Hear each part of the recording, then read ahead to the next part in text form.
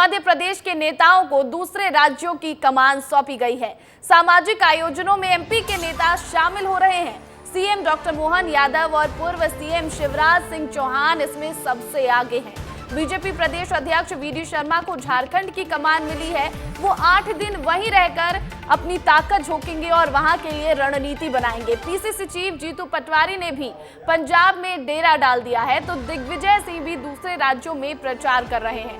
तो जितने भी मध्य प्रदेश के दिग्गज हैं, चाहे वो बीजेपी के हो या कांग्रेस के हो, वो लगातार दूसरे राज्यों में डेरा डाले हुए हैं और वहां पर चुनाव प्रचार कर रहे हैं। क्योंकि मध्य प्रदेश में लोकसभा चुनाव के लिए जो मतदान है वो संपन्न हो चुके हैं, लेकिन बाकी राज्यों में अभी भी 2 चरण के तहत मतदान होना बाकी, और इसी को लेकर मध्य प्रदेश के दिग्गज अब उन्होंने कमान संभाली हुई है और दूसरे राज्यों में जाकर वो लगातार चुनाव प्रचार करते हुए नजर आ रहे हैं। और इस पूरी खबर पर अधिक जानकारी के साथ श्याम सी तोमर लाइव जुड़ गए हैं, उनका रुख करूंगी मैं। ब्यूरो चीफ है हमारे श्याम। लगातार जो मध्य प्रदेश के दिग्गज हैं, हम देख रहे हैं अलग अलग तस्वीरों के जरिए कि किस तरह वो अलग अलग राज्यों में जा रहे हैं, दौरे कर रहे हैं और रणनीति बना रहे हैं वहां के लिए। तो क्या मध्य प्रदेश के जो दिग्गज हैं वो कैसा माहौल बना पा रहे हैं, और बीजेपी हो या कांग्रेस हो, किसको कितनी सफलता मिलती हुई नजर आ रही है? देखिए, जैसा कि हम लगातार देख रहे हैं पिछले 1 महीने से मध्य प्रदेश के, चाहे भाजपा के स्टार प्रचारक हों या फिर कांग्रेस के बड़े चेहरे हों, उनको दूसरे प्रदेशों में बुलाया जा रहा है। उनकी सभाएं हो रही हैं, उनकी रैलियां हो रही हैं, वो लोगों के बीच जा रहे हैं। ये इस रिसर्च पर डिपेंड करता है कि किस नेता की बात कहाँ सुनी जाती है, समझी जाती है, और उनकी बात को वहाँ कितनी गंभीरता से लिया जाता है, कितनी भीड़ जुटती है। तो ये जो वो तमाम चेहरे हैं, इनका अनुभव है, इनका जो है अपना एक कार्यक्षेत्र है, इनकी शैली है लोगों को जोड़ने की। वो जोड़ते हैं, कनेक्ट करते हैं, इसीलिए जो है वहाँ पर वो स्टार प्रचारक की भूमिका को सार्थक करते हैं। बिल्कुल श्याम, और साथ ही साथ देखिए सबसे ज्यादा जो नाम इसमें है वो सीएम डॉक्टर मोहन यादव और पूर्व सीएम शिवराज सिंह चौहान का है, क्योंकि वो सबसे ज्यादा चुनाव प्रचार में मतलब अपनी जी जान से जुटे हुए हैं। तो क्या लग रहा है कि वो कितना फायदा दिला पाएंगे बीजेपी को, क्योंकि यादव फैक्टर जो है इस पर खूब काम कर रही है इस बार बीजेपी? बिल्कुल ठीक कह रही हैं आप, यादव फैक्टर पर ज़बरदस्त काम कर रही है बीजेपी, और इसीलिए डॉक्टर मोहन यादव को चेहरा बना दिया गया है। यादव जहां भी हैं, जितने भी परसेंट में है, वहां जो है मुख्यमंत्री मोहन यादव को भेजा जा रहा है। शिवराज सिंह चौहान की अपनी एक फ़ैन फॉलोइंग है, उनका एक अपना अनुभव है। वो जो है क्योंकि दिल्ली में लोकप्रिय हैं तो उनको वहां बुलाया जा रहा है। सराउंडिंग उत्तर प्रदेश में भी जाएंगे वो, और जा भी रहे हैं। तो ऐसा इन तमाम चेहरों का, और रिकॉर्ड तोड़ रहे हैं आप। देखिए, इतनी रैलियां, इतनी सभाएं वहां पर कर रहे हैं, जो लोगों के बीच जा रहे हैं, वो अपने आप में अनूठा है, अनुपम है। बिल्कुल श्याम, मुझे लगता है कि जब ये चुनावी प्रचार थम जाएगा 4 जून के बाद, इसका भी आकलन होना चाहिए कि कौन से दिग्गज कहां सबसे ज्यादा प्रचार करने पहुंचे थे और किनकी सबसे ज्यादा रैलियां हुई हैं। तो फिलहाल इसका किसको सबसे ज्यादा फायदा मिलेगा, ये 4 जून को जब नतीजे आएंगे तो ही पता चलेगा। बहुत बहुत शुक्रिया श्याम तमाम जानकारी के लिए। तो अगली बड़ी खबर भी आपको मध्य प्रदेश से जुड़ी हुई बता दें, जहां पर निगम मंडलों के आउटसोर्स कर्मचारियों ने मोर्चा खोल दिया है। 2 जून को आउटसोर्स कर्मचारी हड़ताल करेंगे, सैलरी समेत दूसरी मांगों को लेकर हड़ताल करेंगे। तो जो निगम मंडलों के आउटसोर्स कर्मचारी हैं, अब 2 जून को वो हड़ताल करने वाले हैं और सैलरी समेत दूसरी जो उनकी मांगे हैं, इसको लेकर हड़ताल करने की वो बात कर रहे हैं। तो आपको बताएं कि 1 जून को लोकसभा के तहत जो बाकी राज्यों के चुनाव है वो संपन्न हो जाएंगे, 4 जून को नतीजे, लेकिन उससे पहले 2 जून को आउटसोर्स कर्मचारी हड़ताल पर जाने वाले और सैलरी समेत उनकी जो दूसरी मांगे हैं, इसको लेकर वो हड़ताल करने की बात कह रहे हैं। तो ये बड़ी खबर आपको बता दें, मध्य प्रदेश निगम मंडलों के आउटसोर्स कर्मचारियों ने मोर्चा खोल दिया है और 2 जून को आउटसोर्स कर्मचारी हड़ताल करेंगे। और अगली खबर का रुख करेंगे, आपको एक बड़ी खबर गरियाबंद से बता दें, जहां रेत के अवैध खनन पर खनिज विभाग ने एक्शन लिया है। अवैध रेत खनन करते 9 ट्रैक्टर और ट्रॉली, 2 हाईवा को जब्त किया गया। पितई बंद और हाथ खोज खदान में हुआ है ये एक्शन। तो रेत माफियाओं पर नकेल कसने की कवायद लगातार जारी है प्रशासन की तरफ से। और ऐसे में अब अवैध खनन पर खनिज विभाग ने एक्शन लिया है। गरियाबंद में अवैध रेत खनन करते हुए 9 ट्रैक्टर ट्रॉली के साथ 2 हाईवा जब्त किए गए। पितईबंद और हथखोज खदान में ये एक्शन किया गया है। तो रेत माफिया जो है वो बेखौफ नजर आ रहे हैं मध्य प्रदेश के अलग अलग इलाके में। और ऐसे में एक बार फिर ये कार्रवाई होती हुई। अब इस पूरी खबर पर अधिक जानकारी के साथ पुरुषोत्तम पात्रा हमारे साथ फोन लाइन पर जुड़ गए हैं। पुरुषोत्तम, क्या कुछ कार्रवाई हुई? क्योंकि रेत माफिया बीते दिन बेखौफ नजर आ रहे थे, लेकिन अब नकेल कसने की पूरी कवायद यहाँ पर उन पर। जी बिल्कुल, हम लगातार इस बात पे विस्तार से न्यूज भी लगा रहे थे, दिखा रहे थे कि किस तरह से राजिम इलाके में 8 से ज्यादा अवैध खदान है, जहां 500 कभी 500 हाईवा रोजाना यहाँ पे रेत का अवैध परिवहन होता था। और इस पे लगातार 1 महीने से कुछ न कुछ कार्रवाई किया जा रहा था। और इसी बीच जो है आज तड़के ही राजस्व विभाग और माइनिंग विभाग के संयुक्त रूप से जो टास्क फोर्स गठित किया गया है, ये संयुक्त टीम जो है 9 ट्रैक्टर और 2 हाईवा जब्त की है। ये जब्ती जो है पितईबंद और हथखोज जैसे खदान पे कार्रवाई हुई है। हम आपको बता दें कि जो लगातार जो है प्रशासन इस पे कार्रवाई कर रही थी।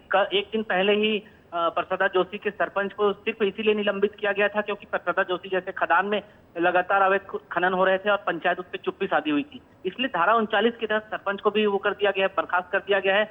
इससे पहले जो है प्रशासन जो है चौबे बांधा और सिंधोरी जैसे खदान से निकलने वाले जगह को पक्की कंक्रीट करके ब्लॉक कर दिया था।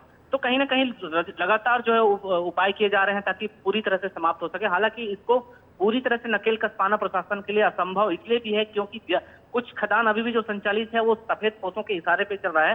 हालांकि प्रशासन दावा कर रही है कि आने वाले दिनों में इस पर भी नकेल कस दी जाएगी और पूरी तरह से अवैध जो परिवहन है उसको बंद कर दिया जाएगा। प्रतिज्ञा बिल्कुल, तो मध्य प्रदेश और छत्तीसगढ़ में लगातार जो अवैध खनन हो रहा है रेत का, इसको लेकर प्रशासन सख्त कार्रवाई करती नजर आ रही है। आगे क्या कुछ कार्रवाई होगी इस पर भी आपसे जानकारी लेंगे। फिलहाल बहुत बहुत शुक्रिया पुरुषोत्तम तमाम जानकारी के लिए। तो कवर्धा हादसे को लेकर सियासत भी शुरू हो गई है। पूर्व सीएम भूपेश बघेल ने कवर्धा हादसे को लेकर बीजेपी सरकार पर निशाना साधा है। उन्होंने कहा कि घटनास्थल पर प्रशासन 2 घंटे देरी से पहुंचा। उन्होंने कहा कि कुकदूर हॉस्पिटल में एक भी स्टाफ नहीं था जिससे घायलों का इलाज हो सके। साथ ही उन्होंने कहा कि इस मामले में 4 से 5 लोगों की मौत इलाज के दौरान हुई है। क्या कुछ कहा है उन्होंने, आपको सुनाते हैं। अभी जो 19 लोगों की मौतें हुई, शर्मा जी को उसको बताना चाहिए कि पूरा प्रशासन है उसकी सेवा में जुटा हुआ था। वहाँ घटना स्थल में कोई 2 घंटे बाद प्रशासन पहुंची। वहाँ कुकदूर जो हॉस्पिटल है उसमें एक भी स्टाफ नहीं था, केवल एक डॉक्टर था। पहले तो 15 लोगों की मौत हुई थी घटना स्थल में। ये 4 लोगों की जो मौतें हुई बाद में, 4-5 लोगों की, वो इलाज नहीं मिलने के कारण से। कुकदूर में 3 घंटा बिजली गुल था, 3 घंटा तो बिजली उपलब्ध नहीं करा पाए। स्टाफ था नहीं, डॉक्टर अकेला था और रिफर सेंटर बना करके आप कवर्धा और इसको। तो कवर्धा में हुए इस हादसे पर एक और जहां भूपेश बघेल बीजेपी सरकार को घेर रहे हैं, तो वहीं दूसरी ओर आपको ये भी बता दें कि आज हाईकोर्ट में इस पर सुनवाई होनी है। हाईकोर्ट ने स्वतः संज्ञान लिया है। आगे क्या कुछ कार्रवाई इस पर होगी, विस्तार न्यूज की उस पर भी नजर बनी रहेगी। अब बात कर लेते हैं अगली खबर की। लोकसभा चुनाव के नतीजों के पहले ही शेयर मार्केट में जबरदस्त बूम आया है। आज मार्केट में निफ्टी और सेंसेक्स ने अब तक का अपना सबसे ऊंचा स्तर छू लिया। एक दिन में सेंसेक्स में तकरीबन 1200 अंकों की उछाल आई। और आपको याद होगा कि पीएम नरेंद्र मोदी और गृह मंत्री अमित शाह ने कुछ दिन पहले ही अपने टीवी इंटरव्यू में चुनाव बाद मार्केट में भारी उछाल आने का दावा किया था। आपको इस रिपोर्ट से समझना चाहिए। चुनावों से पहले शेयर मार्केट में उछाल, बीजेपी की जीत का share market connection. Share market का उछाल, मोदी की जीत। चुनावों में राजनीति की बयानबाजी के बीच अब अपने काम की खबर भी जान लीजिए। दरअसल चुनावों के बीच शेयर मार्केट में उछाल देखने को मिल रही है, जिसमें मोदी ने कहा था कि शेयर मार्केट में 4 जून के बाद उछाल आ जाएगा। गुरुवार को share market all time high पर पहुंच गया, क्योंकि सेंसेक्स में 75,499 पॉइंट का उछाल हुआ। 9 अप्रैल को सेंसेक्स 75,124 पॉइंट पर पहुंचा था। निफ्टी में 22,993 की उछाल दर्ज हुई। मार्केट क्लोजिंग 75,418 पॉइंट के स्तर पर बंद हुआ। इसके अलावा निफ्टी में 354 पॉइंट की बढ़ोतरी हुई और निफ्टी 22,952 के लेवल पर बंद हुआ।